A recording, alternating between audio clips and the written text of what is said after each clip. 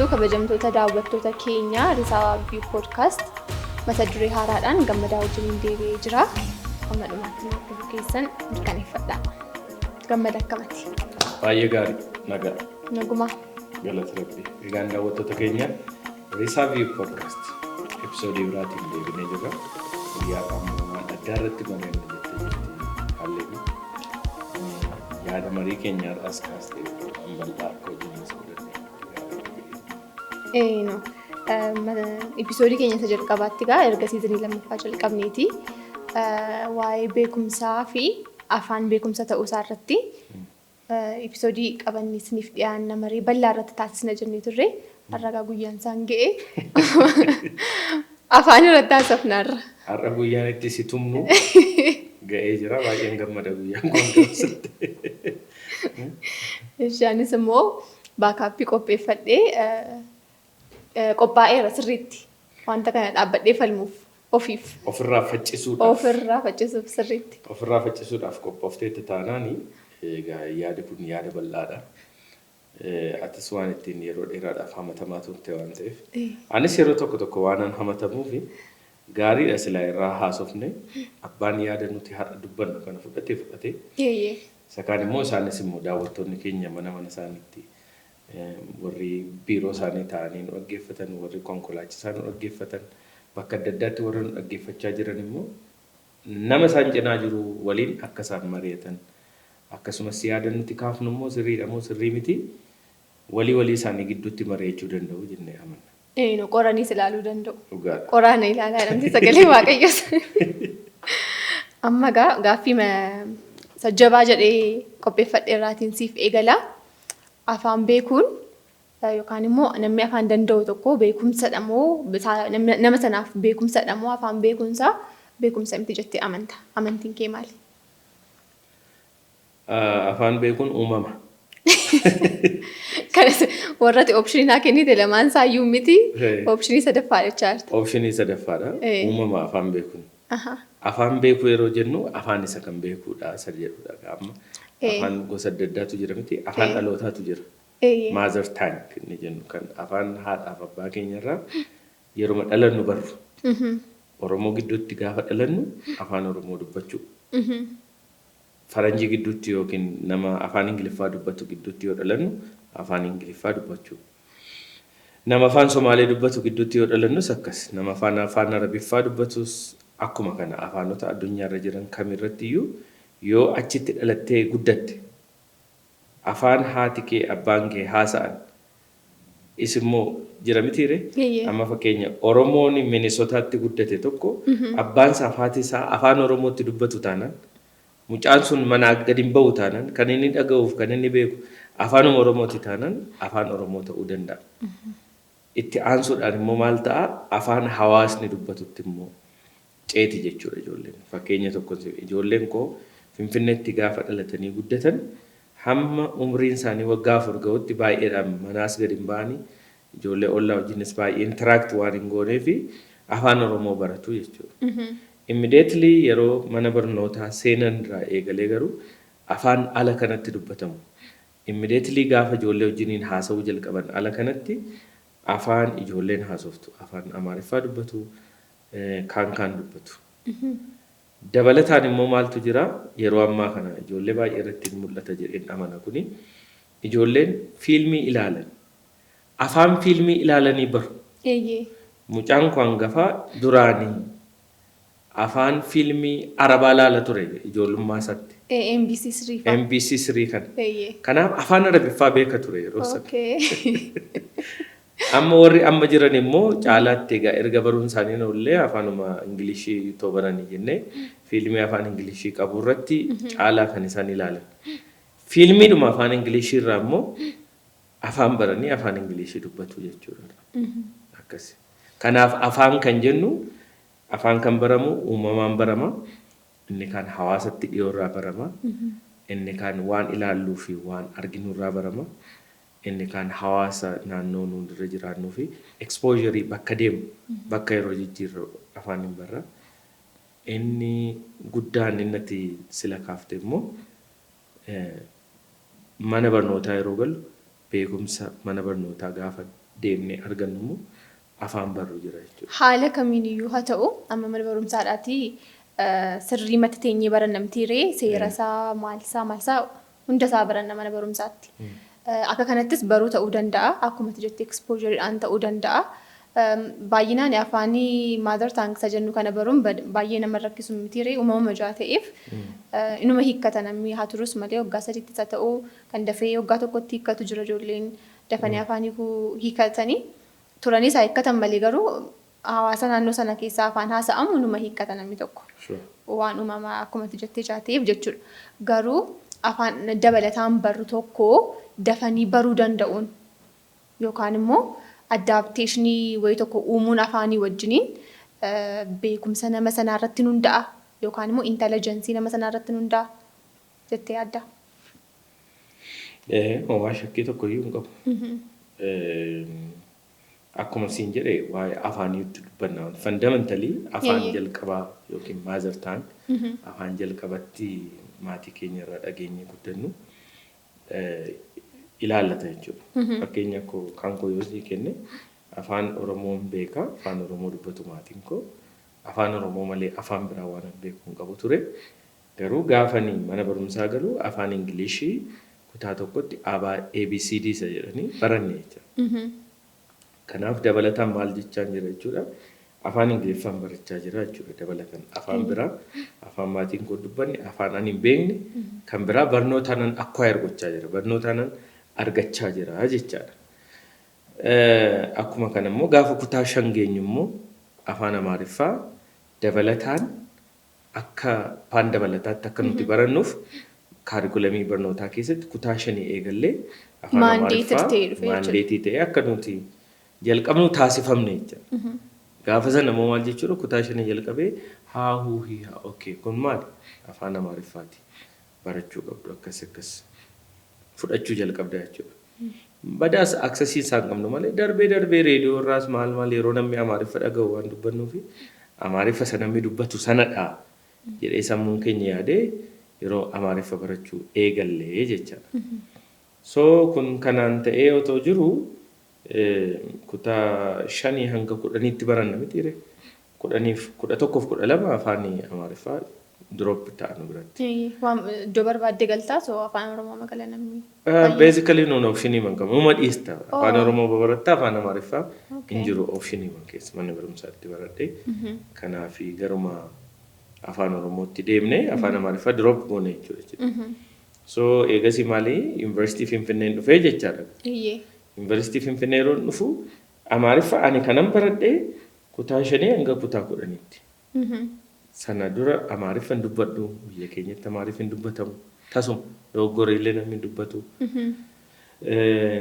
nama haasa'u badaan dhaga'u interaactionii nama sana wajjin hin qabu garuu kan natti fakkaatu darbee gara waggoota gara dhumaa yeroon high schoolii jirurraa jalqabe TV fa maal manatti bitannee waan ture yeroo sagantaawwan afaan Amaariffaatiin darban maal kana inuma dhagee. Uhud maznaanyaan immoo populaar ture. Uhud maznaanyaa kana durfaayyuutuma TV'n hin jiranitti iyyuu saantima 50 qabannee hoteela deemne. Sa'aatii laaqanaa booddee laaqana nyaannee dhannee sa'aatii wayitti I think 9 hanga 11 or 8 hanga 11 or hanga 10 akkas ilaallee yeroo dhumu gara manaatti galla jechuudha. Waan ta'eenuma laalla ture garuu. Najaa'iba ture akka fiilmiitti dhannee ilaallu sagantaa TV so kana goonee deebina turre kanumadha jechuudha exposure ni qaba. Garuu Finfinneen dhufee Finfinnee kan dhufeen immediately afaan Amaariffaa beekan ture. Surprisingly beekan ture. Hin beeku eessatti akkam bare akkamitti akkam bare eenyu vocabulary ani beeku akkanatti mee waan hin beeku.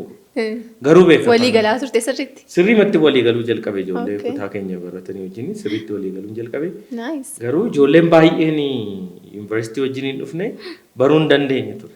Okay. So markaatoo fadhaqanii surree bitachuun baay'eetti ulfaata ture.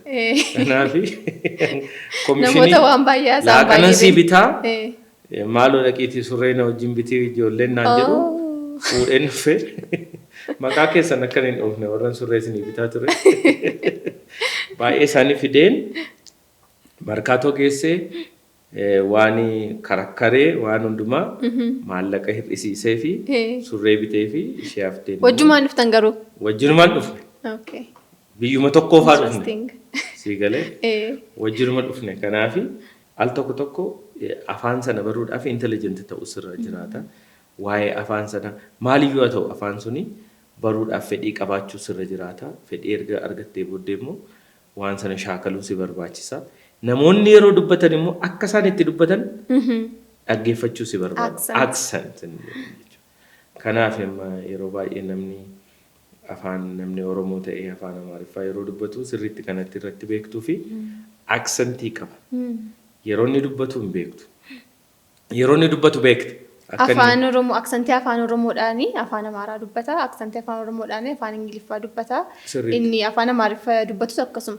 Gaafa afaan Oromoo dubbatu accentiin isaa namarratti beeksisamtiire. Sirriitti irratti beeksisa. Kun maalirraa maddaa akkuma isin jettu afaanicha baruu qofatu hin ta'in warri natiiviin warri afaan sanatti itti dhalateef itti jiraatu akka inni itti dubbatu dhaggeeffachuu qabda jedhee nama nana. Yoo akka namni sun itti dubbatuu fi jiraatu hin beektu ta'e dubbachuu hin dandeessu jechuudha. Afaan sana aksentii sana fiduu hin dandeessu. Kanaaf naannee aksentiin kee gara biraa deemaa jechuudha. Maal jechuuf kana sii kaasee beektaa? Yeroo baay'ee beekumsaa wajjiniin yookaan immoo intelligence jennu kana wajjiniin namni kan wal qabsiisu achievementii saabjektii baay'ee muraasaa irratti natti fakkaata. Fakkeenyaaf amma namni tokko fiiziksiin danda'a ta'ennaan, maatsiin danda'a ta'ennaan yookaan immoo barumsaan digirii 2ffaa, digirii 3ffaa yoo qabaate nama sanaanii beekaadha jechuun yookaan immoo beekumsa wayii tokko qaba jechuun salphaadha namaaf. Garuu afaan tokko gaafa namni danda'u in a sense haasa'uu isaa ta'uu akkuma itti aksentii isaa fiduu isaa ta'uu fluently akka neetiivitti haasawaa ta'uu afaan hin beekne wayii tokko baree yeroo jalqabaaf sirriitti communicate gochuu gaafa ni danda'u garuu akka beekumsaatti fudhachuun itti cima. Garuu akkuma ati jettee paartiin intelligensii keessaati linguistic intelligence jettu jirti mitiire sanarratti intelligentiidha jechuudha namni sun. Giraamarii isaa beekuu dhiisuu danda'a afaan sana amma yeroo baay'ee namni baay'ee kan itti komatamu afaan Ingiliffaa haasa'uu isaa beekuu ijoollee biyya kanaa ispeeshaalii yoo fakkeenya fudhanne haasa'uu isaa beekuu aksentii isaa akka warra Hooliwud jiranitti haasa'u garuu giraamarii isaarra yoo geessiteeni rakkisaanii jiramtiree wanta teeknikaal ta'e isaa deebisuun. So gaafa kanaa namni hin danda'u yookaan immoo irraa mulqasa ni danda'e wayii tokko sanni fidate wayii tokko achievementii isaa irraa mulqee maal kana hin danda'uuti yookaan immoo maal ingiliffuma haasaa malee saabjektii isaa biraa irratti hin argine badaa'u performan godhuutii jedha. Garuu part of intelligence keessa linguistic intelligence galee jira. Google godhee namni tokko yookaan search godhee wanta inni bira ga'uu danda'udha kuni. So beekumsadha jennee murteessuuf wanti nu dhawuu waan jiru natti hin fakkaatu. Maal sitti fakkaata? Anis beekumsadha jedhee namoota yaadan keessaa tokko jaan ta'eef. Akkam sitti fakkaata inni beekumsadha beekumsa mitiin maalirraa madda sitti fakkaate?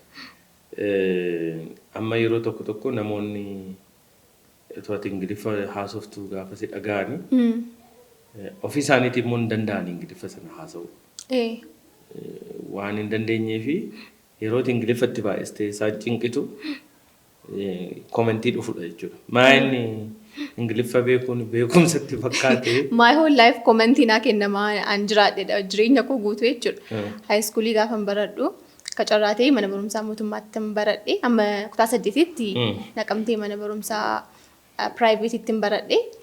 Sana booddee garuu mana barumsaa mootummaa gaafa hin galu mattuutti hin baradhe mana barumsaa itti baradhe maqaan dha'u malee. So Ingiliffa nan danda'an ture ijoollee kutaa sana keessa jiran keessaa namootuma danda'an jedhamu keessan ture. Performance nan godha Ingiliffaan. Abbaan koo akka inni barsiisaa ta'e hin beekama. Beeku abbaan koo akka barsiisaa ta'e. So saabjektiin jaalladhu gara biraa immoo keemistiriidha. Isas baay'een perform godha. So maal naan jedhu Ingiliffaa fi keemistirii manatti qo'achiisa abbaan ishee. Kanaaf malee maal isa kaanoon dandeessu nagarree maatsii fiiziksii irratti badaan beektu. So waan inni qeeqamu ture deebisee sammee yuunivarsiitii gaafa hin galees nan arga ijoollee baay'ee baadiyyaa keessaa dhufanii wajjin ture kan nuun barannu. Baadiyyaa baay'ee baadiyyaa iddoo jedhameef sababiin isaas iskoolarshiippii ijaa tureef carraan iddoo sanaaf duwwaa kennama ture. So gaafa ittiin qeeqamu nan arga maal ingiliffuma dha malee gaafa jedhamu. So isa nama akka nan qeeqneef dursee maal ingiliffi koo beekumsa miti iyyuu bartu maali akkuma salphaatti baramaan baraa maal salphaadhaan jedha. So amma gaafa taa'ee yaadu garuu I should have owned it yaa bakka beekumsa jedhee beekumsuma ture defend of gochuun qaban ture sirrii jedhi kaasee akkuma gooti. Jechuun qaban ture jedhee yaadanna. Sababa kanaaf kaasee namootni maaliif akka isaanii akkas hin jedhani. Beekumsa miti taanaan hammam sitti fudhata baruudhaaf. Okay. Thank you. Salphaadha beekumsa miti taanaan salphaadha taanaan hammam sitti fudhata baruudhaaf. Afaan Ingiliffaa baruudhaaf. Okay. An afaan Arabiffaa beeka taanaan yoon itti makee haasa'e beekumsa miti naan jette taanaan. Okay miti siinoo baruudhaaf guyyaa meeqa sitti fudhata. Gabaabsitee dhuma tuba mana barumsaa tokko iyyuu hin deemee yookiin gabaabaatti yuutuubii ilaaltee ammamitti baruu fayyadami laqiitii si agarra. Ammamitti baruu dandeessa afaan kana. Hanga baruu hin dandeenyetti beekumsadha jechuudha. Ilaa amma beekumsa kan ittiin madaallu subject maatarii waan irratti haasa'amaa jiru san irratti afaanuma ittiin wanti sun barsiifamaa jiru yookiin dubbatamaa jiru sirriitti beekuuni beekumsadha. Sababiinsaa ilaa amma maal ta'a sitti fakkaate gosa lama mitiire dandeettiin afaanii gosa lama. Dandeettii dubbachuu fi dandeettii immoo waan barreeffama isaa jira miti akkuma amma sida jette fakkeenya gaariin ijoollee Finfinneeti. Ijoollee Finfinnee isa gaafa amma yuunivarsiitiittis gaafa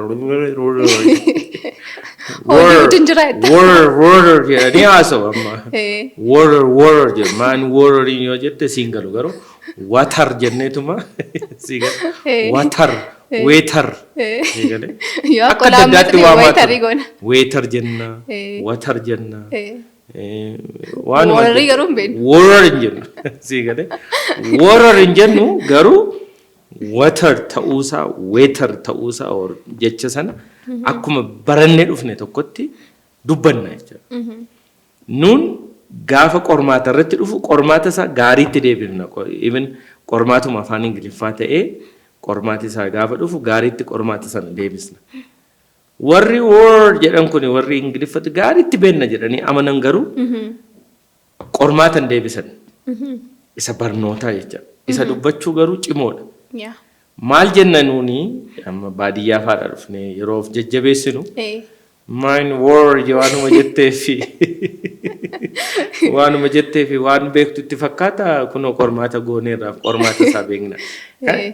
Amma namoonni baay'een amma beekumsaaf beekumsa mitiin akkam taasitti fakkaata. Piroofeesaroonni baay'een amma fakkeenyaaf Ingiliffa sirriitti haasa'i jetteeni yoo timte sabjektii isa barsiisanirraa ala nama wajjiniin callisanii ganda keessatti mari'achuuf haasa'uudhaaf namoota rakkatan baay'ee argita. Garuu sabjektii isa beekan sana ittiin barsiisu hin beeku eeriyaa. Jarganii immoo waan jedhamu jira miti amma jechoota fayyaa keessatti qofa haasa'amtu jiru. Jechoota seera keessatti haasa'aman jiru. Piroofeesarri seeraa tokko jechoota seera keessa jiran sirriitti beeka. Kan fayyaa keessaa dhiisuu danda'a. Kan social interaction kan namoota wajjin ittiin haasa'an kan gaariitti beekamu.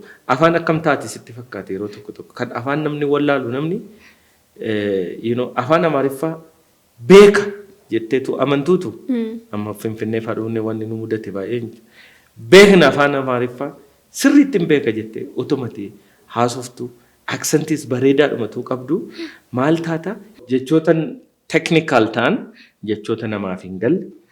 Jechoota tasumati kanaan duratti fayyadamtee hin beekne dhageessees hin beekne yeroo namni dubbatus dhageessee kan hin beekne gaafa waan sana jedhisiin jedhan akkatti jedhan wallaala. Yookiin maal goota jecha duraan afaan kee san natiivti taate yookiin afaan maazar taangii kee keessatti beektu akka sana sitti fakkaatee direct isuma sana hiiktee nyaatamte jechuudha. Amma fakkeenyaaf ani jecha baay'een irraanfanne afaan Amaariffaa yuunivarsiitii dhaqee maayinni amma afaan Oromootiin siree afuudha. Wayyaas afuudha. Gurbaa wayyaa sana afii jedhamta yookiin wayyaa afiidha. Sirees immoo afta miti. Amma siree afuu beekan Amaariffaan. Algaa maanxaf. Maanxafiidha ishee nan beeka. Ani wayyaanis maanxafii wayyaas maanxafiinuma natti fakkaata. Maayini maanxafiini afuudhatu mitiire iddoo biraa kanan fidu hin beeku. Ani nama wayyaa afi jedhu dhaga'eedhuma hin beeku sana dura. So jaanitarii warri yuunivarsiitii jiranii izaa asxaa amxaa milla amxaan jedheen ammoo jechaan jirtu asxaa wayii jedhu asxaa. Achi booddee yeroo biraan immoo libsi maasxaat ነው ምናምን innis immoo maal sirkaata ammoo deebi'ee jecha Amaariffaa durbeettoo jiru wal sirkaa. Sammuun kee fudhachuun rakkisa baay'ee. Masxatii fi maasxaatii argite jecha baay'ee confusing ta'e walitti dhiyoo jiran. Kanaaf akkatti hiikkatan dhabu jira miti amma namoonni tokko kanaan dura caammaa duudaa fa'a bituu deemanii donqooroo caammaa duudaa misira duudaa nama duudaa nama gurri dhageenya duudaa waan duudaa wayii tokko. Kanaaf caammaa duudaa jedhanii beeku caammaa shiffin jedhanii. So duudaan immoo donqooroodha kan nama dhageenye donqooroo caammaa donqooroo misira duudaa. Kanaaf contextually namni maal godhaa jecha isa beeku sana jecha maazar taangii isaa beeku wajjiniin walitti fidee waamuu barbaada. Which is direct translation ta'e garuu contextii afaan sanaatiin immoo completely waan addaa kan ta'e jechaadha. Kanaaf inni kun yeroo baay'ee nama dogoggorsaa jechaadha afaan irratti.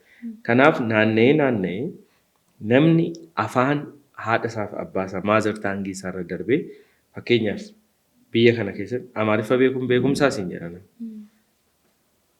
Wallaaluun beekumsa miti. Yoo barte immoo miidhaan qabu. Afaan kamiiniyyuu yoo namni baree. Afaan dabalataa yoo baree. Dabalaaf malee waan tokko waan sitti irratti hin jiru. Afaan Amaariffaa ani hin beeku jechuun ati beekta jechuun beekuun beekumsaa jedhee si qeequun irra hin jiraatu.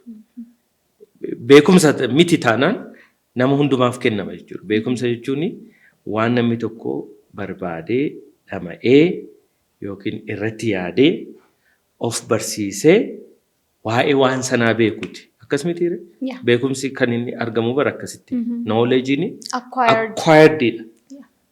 Waan argamu malee waan lafa kana callisee qilleensa kanarra jiru miti waan akkasitti funaannattee kiisii naqattee deemtu miti.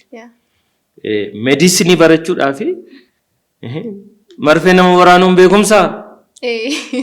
Beekumsa.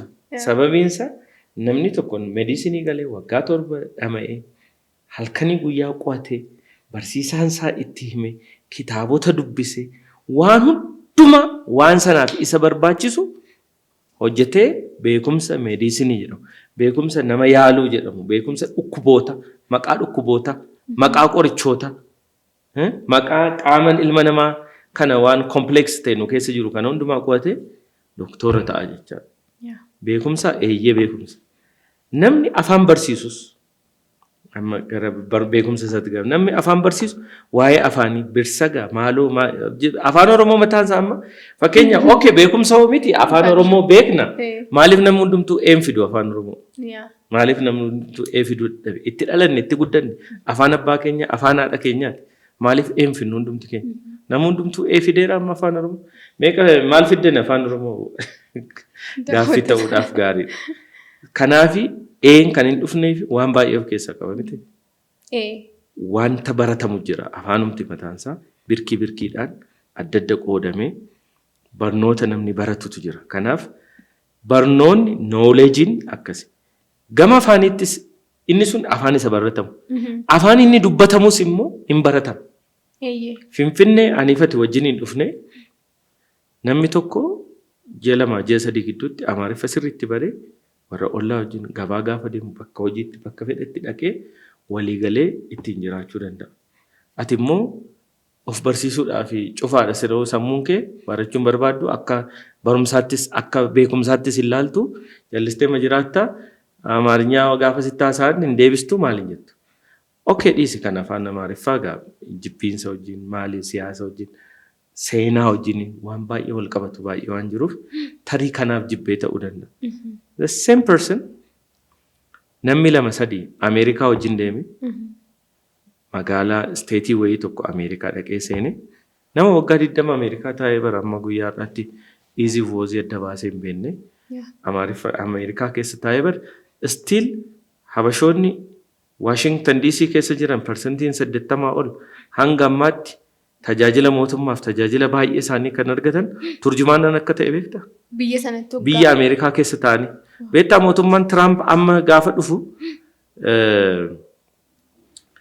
biyya Ameerikaa keessatti kana booddee afaan hojii afaan Ingiliffaati jedhee akka inni murteesse beektaa?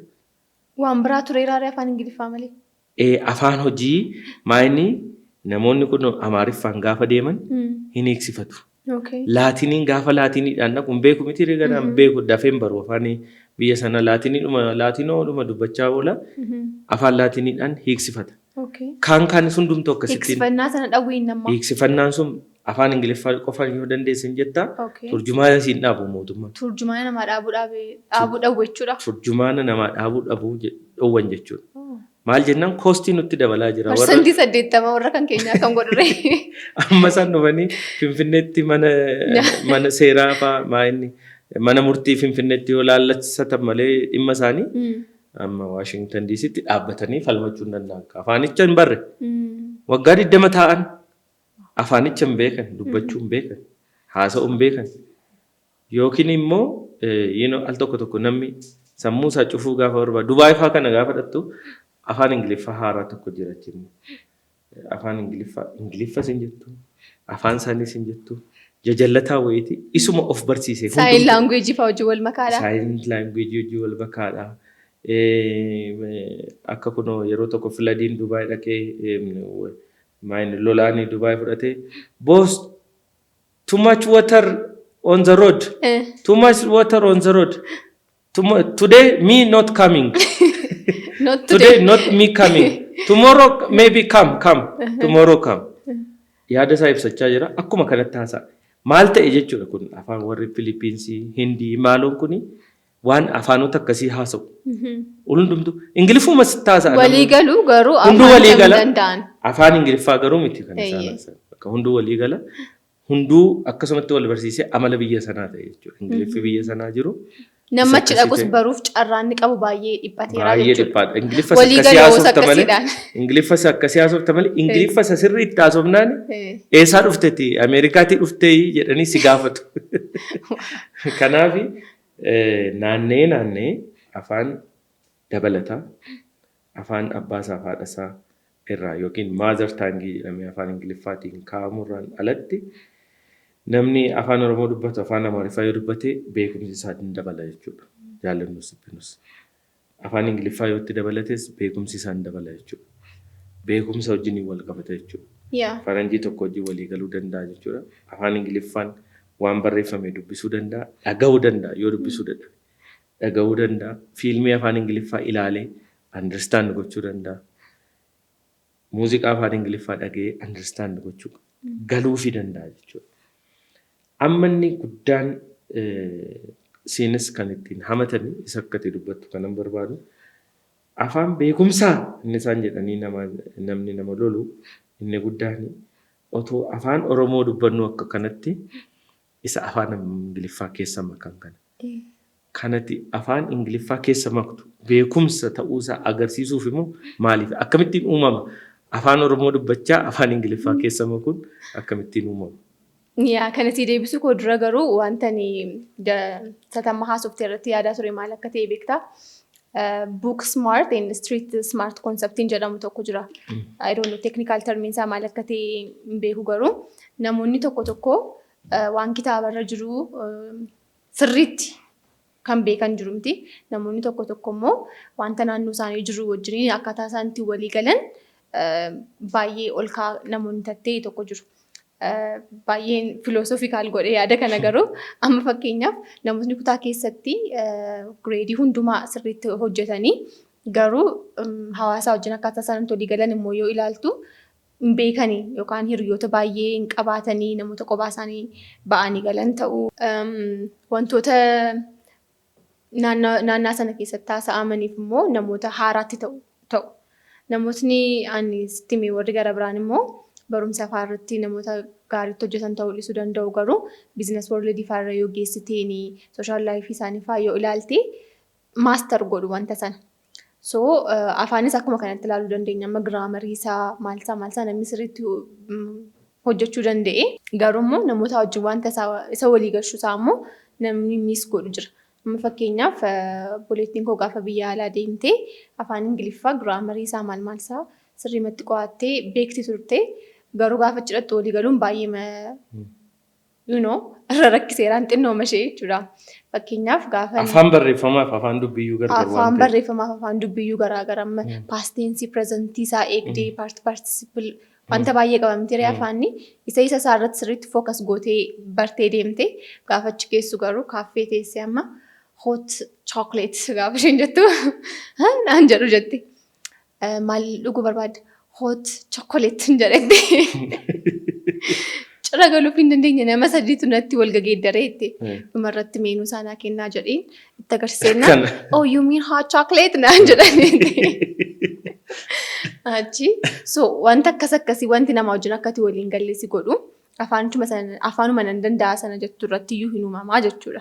Siigalee so afaan beekumsa ta'uu isaa irratti walii gallee isa establish gooneerra still beekumsuma ta'uu isaa irratti iyyuu immoo gurra dhaga'ee aksantii wajjin madaqee akka namni neetiivii sanaa wajjin haasa'utti haasa'uun barbaachisa still.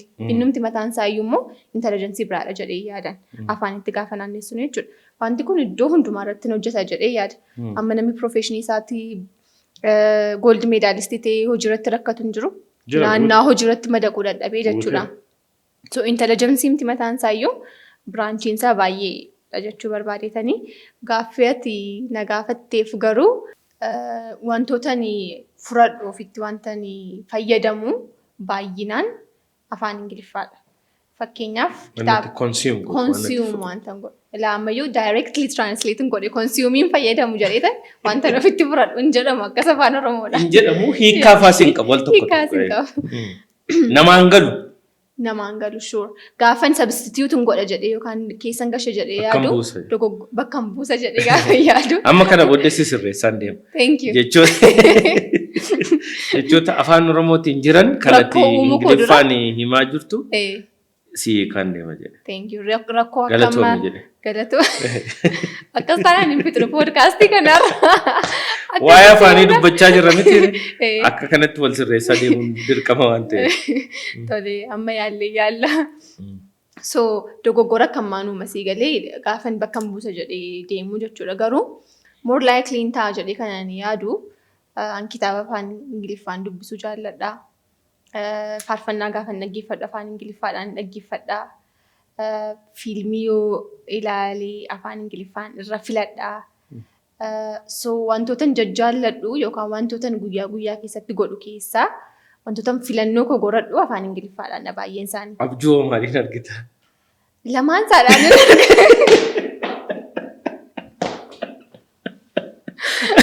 Bituun jedhee tola garuu abjuun koo afaan Oromoodha. Abjuu afaan Oromoo abjuudha. Gaafa yaadu garuu yeroo baay'ee. Dhuguma gaafa ciistu amma.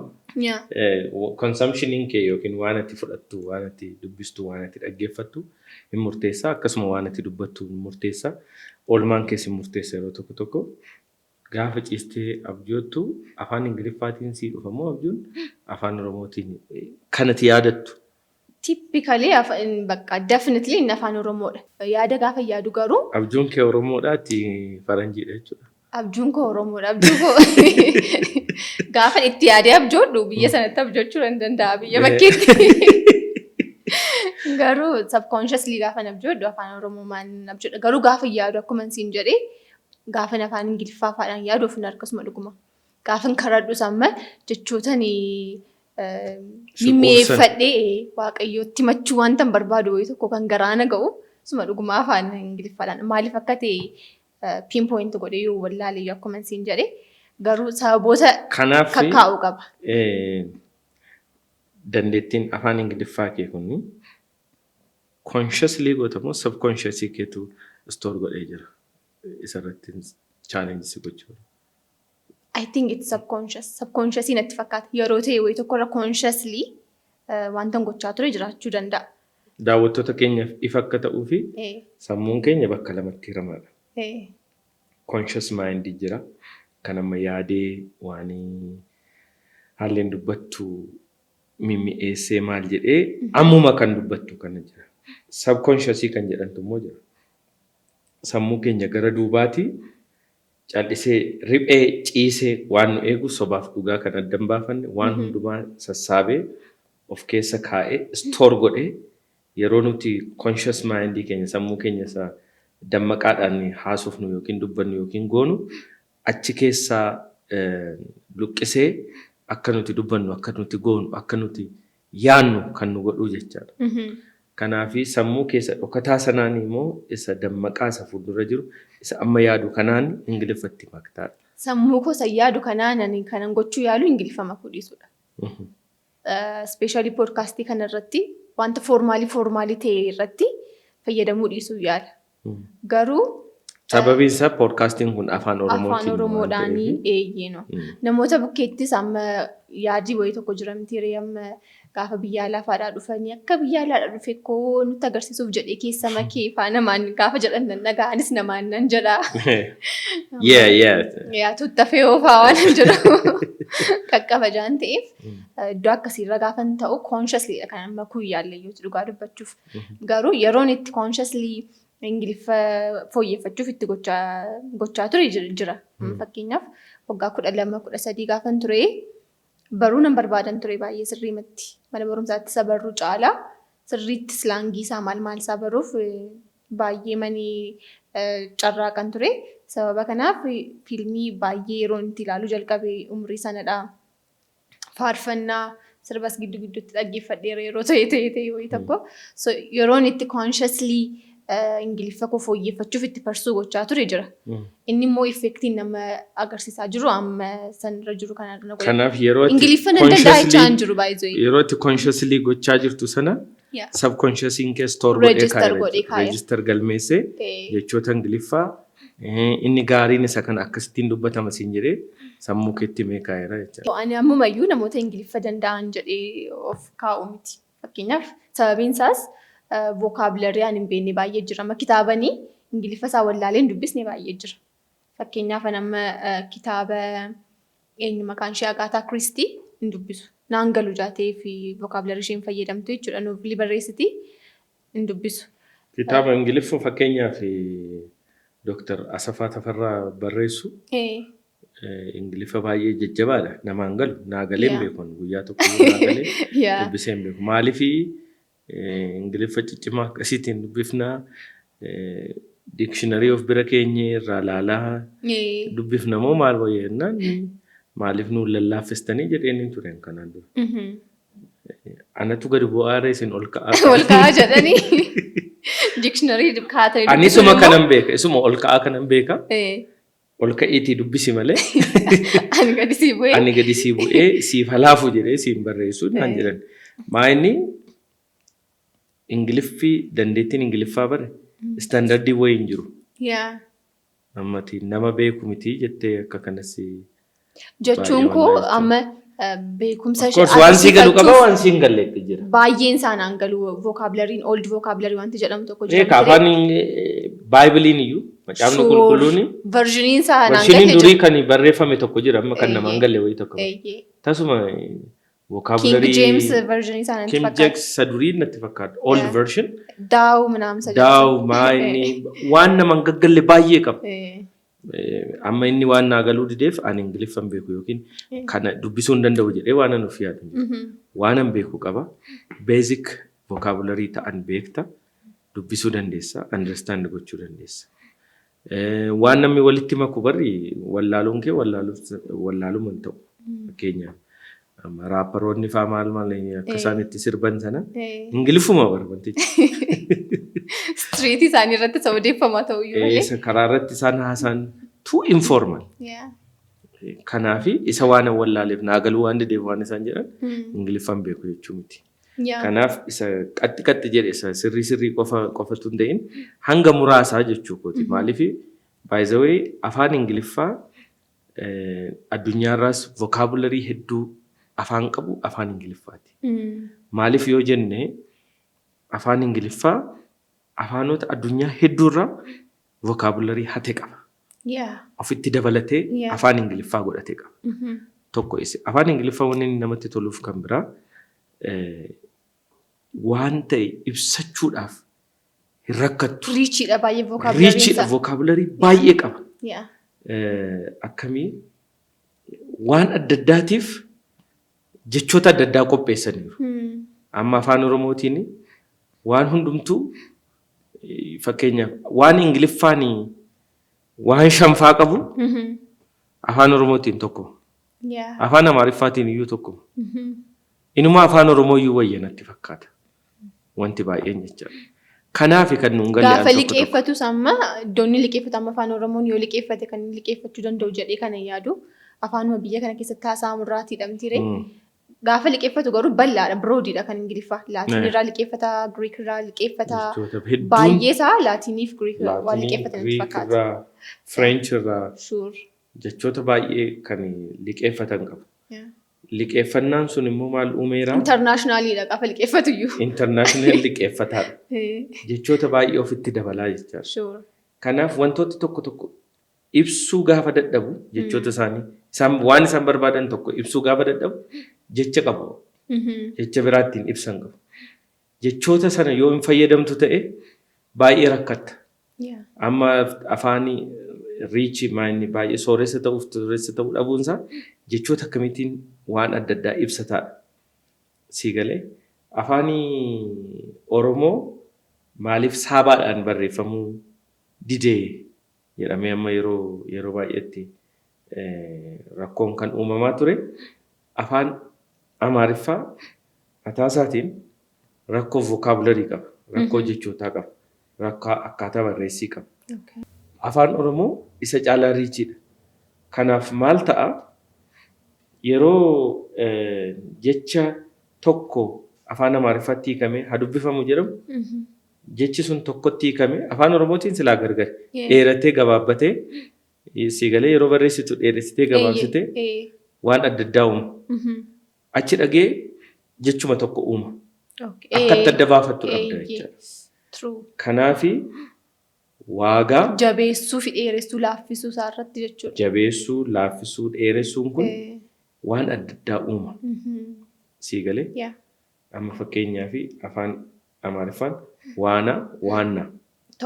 Tokkuma kontekstii isaa hubatta malee jechichi kan inni barreeffame tokkuma. Afaan Oromootiin gaafa ta'u waanaa jettee dheeressitee barreessita. Waanaa jettee dheeressitee barreessita jechuudha. Kanaafi jechoonni nuti itti fayyadamnu akkaataa nuti haasofnu baay'ee garaagarummaa qabaata. Garuu namoonni yeroo tokko tokko afaan Ingiliffaa namatti makan akka kee kana of jajuudhaaf, of jajinaa fi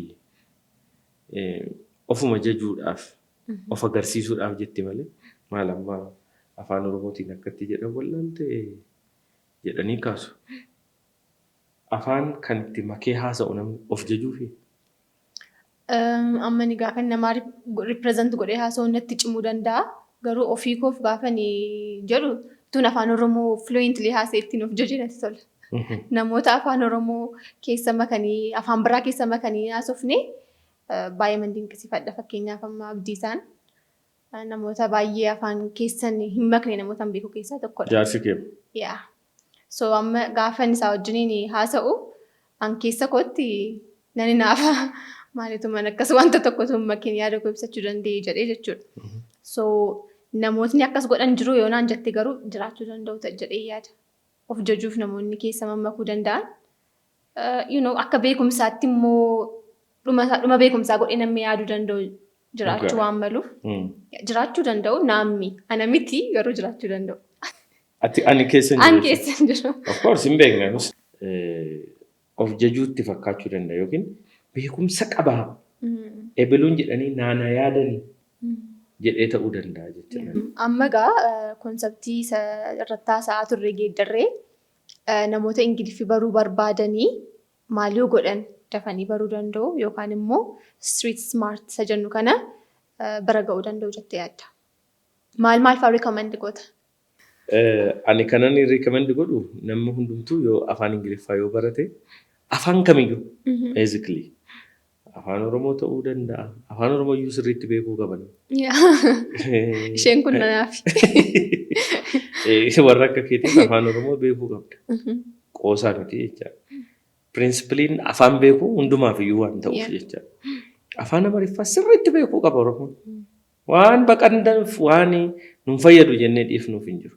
Biyya kana keessa sabaaf sablammoota biyya kana keessa hanga waliin jiraannetti afaan Amaariffaa beekuun baay'ee nu barbaachisa.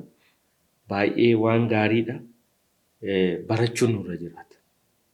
Even afaan Oromoo afaan hojii federaalaa ta'ee bakka barbaaddetti fayyadamuu yoo dandeesse still afaan Amaariffaa jira.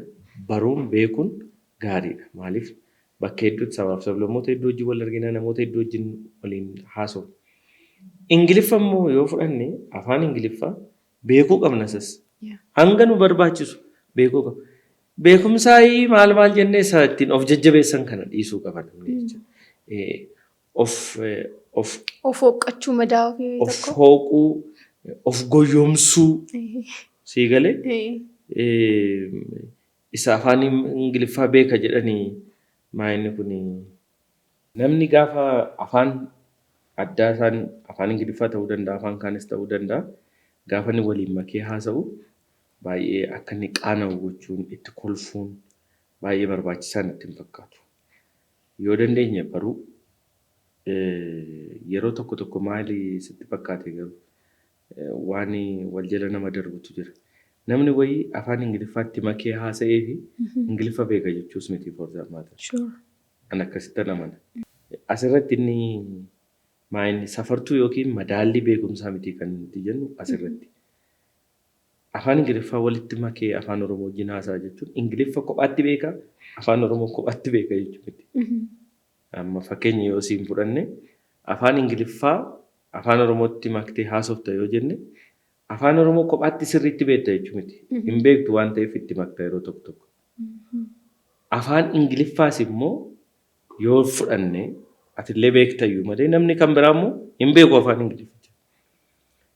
Sentensii tokko uumii isa amma jette kana by the way of course yes minaamin isa jette kana mee sentensii tokko uumiiti afaan Ingiliffaatiin jedhitu jetteeni sentensii tokko uumuu hin danda'u yookiin hima tokko uumuu hin danda'u. Garuu itti maka akka beekumsaatti namni maku jiru. Garuu anamma akka kootti namni tokko afaan isatti maku sanas otoo beekee gaariidha. Isa kanaaf kan nu gargaaru akkuma sillatti jette kitaabolee dubbisuun baay'ee nama gargaara. Vokaabulariin kan inni argamu, jechoota haaraan kan inni argamu, akkamitti wanti tokko jedhaman ni jedhan inni sillatti dubbachaa ture. Kan inni baramu kitaaba irraati, fiilmii irraati. Sii galee keessumaa fiilmii ilaaluun, fiilmiiwwan adda addaa, miidiyaa adda addaa ta'uu danda'a. Fiilmii ta'uu danda'a, interviiyuu ta'uu danda'a, waanuma fedheyyuu haa ta'u fakkeenyaaf waan afaan Ingiliffaa, poodkaastii ta'uu danda'a, poodkaastii afaan Ingiliffaa ta'uu danda'a, poodkaastii ta'uu danda'a, miidiyaalee shoo garaagaraa ta'uu danda'u, waan ati afaan Ingiliffaatiin dhageessu sammuu kee keessa carraan taa'uusaa bal'aadha. Amma mucaan koo xiqqaan kennaan waggaan isaa 4 mana barumsaa reefuu barana gala. Yeroo mana barumsaa galu garuu afaan Oromoo fi afaan Ingiliffaa qofa beeka ture. Afaan Ingiliffaa kana eessaa baree jedha namni gaafa yeroo hundumaa gaafa na gaafatu. Nuti teenyee afaan Ingiliffaan barsiisne afaan Ingiliffaatti naasofnu Ingiliffa haasa'ii namni jedheen hin jiru. Kitaaba hin dubbisne mucaan kun dandeettii kitaaba dubbisuu hin qabu. Tokkoof tokko kan inni bare fiilmii ilaalu fiilmii afaan Ingiliffaati waan ta'eef akka isaan jedhan akka isaan itti beekan waan hundumaa beeka. Ilmi koo lammaffaanis Soolan kan inni caalatti of ibsuu danda'u kan inni sirriitti dubbachuu danda'u afaan Ingiliffaa. Fiilmii fi fiilmii qofa. Waan biraa tokko keessa darbanii isattiin wal arrabsan jira miti al tokko tokko Akkuma dhalataa biyyachiitti. akka dhalataa biyya sanaatti. Kanaaf keessa ba'anii ittiin wal arrabsuu, ittiin muudii walitti qabachuu, waan adda addaa kana jira miti. Waan humti warri dhalattoonni biyya sanaa godhan godhu. Dandeettii Ingiliffa isaanii kanan madaalu ohoo. Ingiliffaan ittiin wal arrabsan maal waliin jedhan kana muudii walitti qabatan hin beekan Ingiliffaan. Isaantu beekas akkasii. Maalirraa dhufe kun yoo jenne akkaataa isaan ijoollee isaan iskiriinii irratti argan akkaataan isaan waliin jedhan maatii isaanii wajjin interaakti akka isaan itti godhan argu waan ta'eef isumadha kan jechuudha. Kanaaf ijoolleefis haa ta'u nama guddaafis hin hojjeta kuni fiilmiiwwan adda addaa fi waan isaan miidiyaa irratti arganii hin murteessaa. Dabalataan kitaabota dubbisuun baay'ee murteessaadha akkuma jenne. Egaa namoota gurguddaa baay'ee galuufi dideef immoo yoo jiraate mana barumsaa deemuunis gaarii natti fakkaata. Fakkeenyaaf manneen barnootaa afaan barsiisan nama barsiisu. Yuutuubii afaan barsiisutu jira bara. Yoo seeraan gadi teenyee barachuu barbaanne bara yuutuubiin afaan Ingiliffaa from A to Z jalqabaa kaasee hanga dhumaatti nu barsiisuu danda'u guutee jira. Faranjiin karaa kana galanni ishee dachaa sirriitti lafa kaa'anii jiru. Inumaa ijoolleen biyya keessaas immoo natti fakkaata. Keessumaa kan afaan Amaariffaa nan arga yeroo tokko tokko. Amaariffaan warri yuutuubii irratti Ingiliffa barsiisuudhaaf yaalii godhan jechoota afaan Amaariffaatti siikanii warri hojjetan jiru. Tiiktookiin garaagaraa jira. Wantoonni gaggabaaboodha garuu isaan waan beekumsa gadi fageenyaan namaa kennuu dhiisuu danda'u. Yuutuubiiwwan adda addaa ilaaluudhaan waan kanaanii namni barachuu danda'a jedhee yaada. Namoonni tokko tokko immoo beekamu baay'ee. Al tokko tokko waaqumti kan nama barsiisu immoo jiraachuu danda'a. Amma mucaa wayii tokko dhageessetti yeroo tokko Booranatti hamma hanga waggaa 4tti waggaa 5 natti fakkaata hin dubbattu turte. Iluma hin dubbattu turte afaanuma ishee keessaa afaan Oromoos afaan Amaariffaas homtuun ba'u ture. Boodarra gaafuma afaan dubbachuu jalqabdu afaan Ingiliffaa dubbachuu jalqabdee maatiin ishee. Naannaa ishee nama afaan Ingiliffaa dubbachuu namni tokko dubbatu hin jiru. Hin jiru? Namni tokkoyyuu hin jiru. Dhugaa? Waan hin dubbattu bara. Mucaa duudaa taatee dhalatte jedhanii shakkaa turan. Gaafuma dubbachuu jalqabdu afaan Ingiliffaa dubbachuu jalqabde. Ingiliffa isheen haasoftu Ingiliffa baay'ee ajaa'ibsiisaadha. Yeroo tokko OBN irratti darbee ture seenaa mucaa sana. Ingiliffa ajaa'ibsiisaa dubbatti. Ingiliffuma faranjiin Ameerikaa jiru wayii tokko dubbatti. Waan akkasiis immoo jiraachuu danda'a al tokko tokko sii galee. Naachuraalii namoonni gifted ta'an waan sana sirriitti beekan jiraachuu danda'u. Kanaaf walumaa galatti afaan barachuun nurra jiraata. Afaan baay'ee murteessaadha. Afaan kamiyyuu haa ta'u ijoolleen biyya Arabaa ta'anii nu ilaalan jiraachuu danda'u. Afaan Arabaa biyya sana jiranii maafi mushkilaa bichaa baruun nurra jiraatu. Maashaallah. Maashaallah qofa baruun akkas akkasii nutiyyuu asii beekna. Kanaaf sirriitti beekuu qaba. Maaliif waggaa 5 taa'ee namni afaan Arabiffaan beekin dhufama? Otoo amma fakkeenyaaf amma ijoollee baay'ee nan argan. Biyya Chaayinaa waggaa 3 taa'ee mucaa sirriitti perfectly afaan Chaayinaa baratee dhufee jira. Maal argate gaafas dhufu? Hojii baay'ee carraa hojii baay'ee banaaf. Biyya kana gaafa dhufu carraa hojii bal'aa Chaayinoota wajjin akka barbaade harka isaanii micciiree wajjiniin hojjechaa jira magaalaa kana keessatti. Asitti galee sababii afaan isaanii beekuu qofaaf. Mucaa achitti barattee dhuftee beeka kan bira. Akkuma kana isheenis Chaayinoota wajjin hanga konkolaataa fichisiisanii daldaluutti geessetti. Sababii afaan isaanii beektu qofaaf. Ijoolleen biraa Chaayinaatti baratanii dhufan kaampaanii Chaayinaa biyya kana keessa jiru keessatti miindaa gaariidhaan beeki. Hojii isaaniis hojjechaa afaan hiikus hojjechaa jiru. Kun faayidaa guddaa qabaata jechuudha. Kanaaf biyya deemne hundumatti namni biyya deeme hundumatti afaan biyya sanaa perfect ta'uu qaba. Seegalee sirriitti beekuu qaba.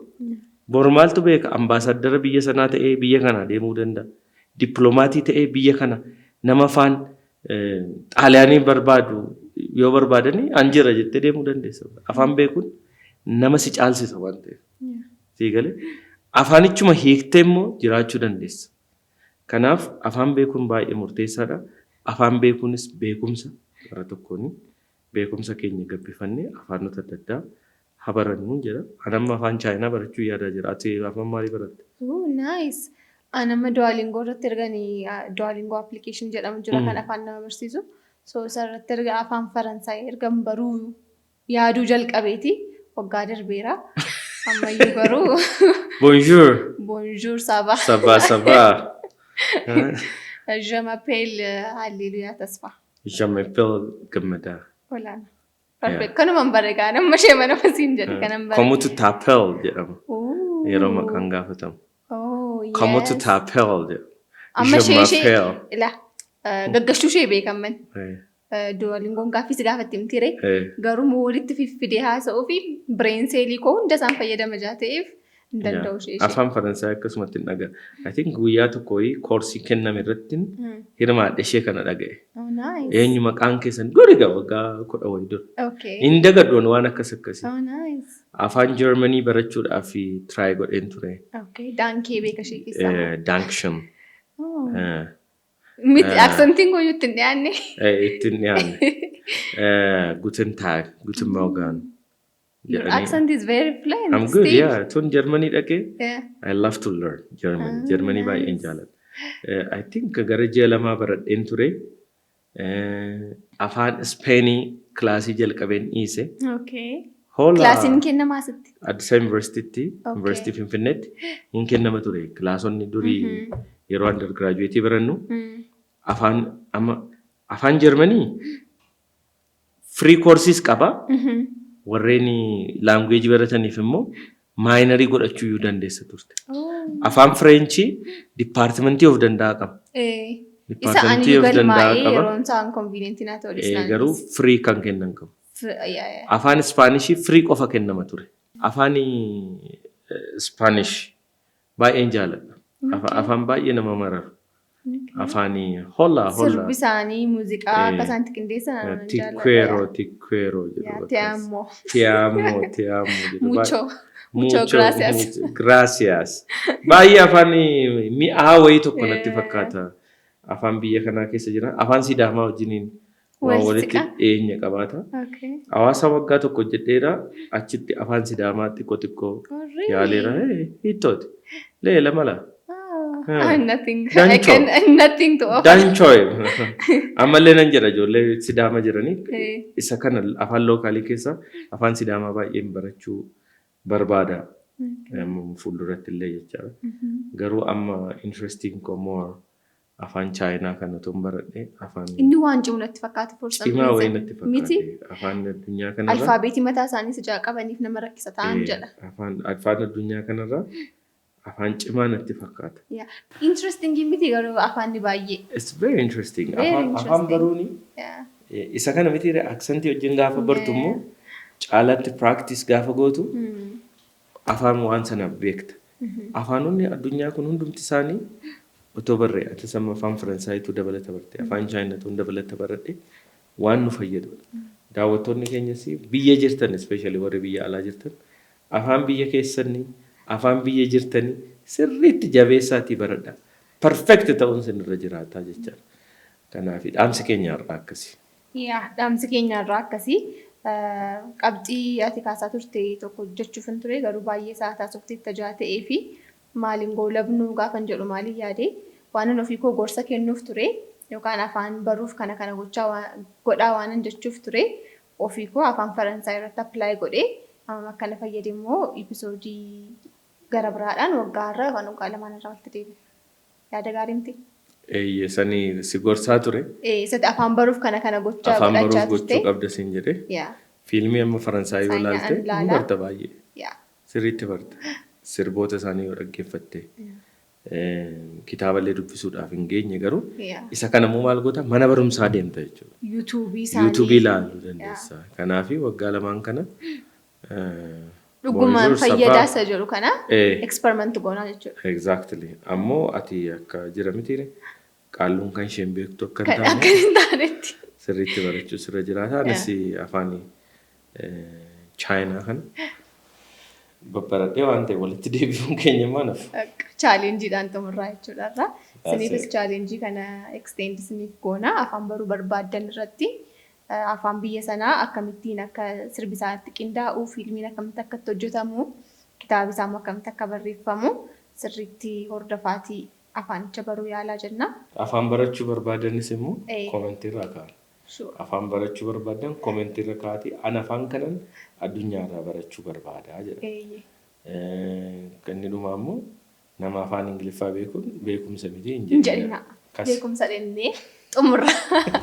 Yaa poodkaastiin keenya guyyaa har'aa kan dhimma afaanii beekumsa miti jedhu waan bal'aa haasofnee jiru. Namoonni isin fayyadu isin dhaggeeffatan itti guddaa isin qabna. Risaa fi poodkaast kan guyyaa kana fakkaatu halleluyyaa wajjin kan gaggeessani torban keessummaa biraatiin akkasumas yaada biraatiin halleluyyaa isinitti deebite ana waliin kan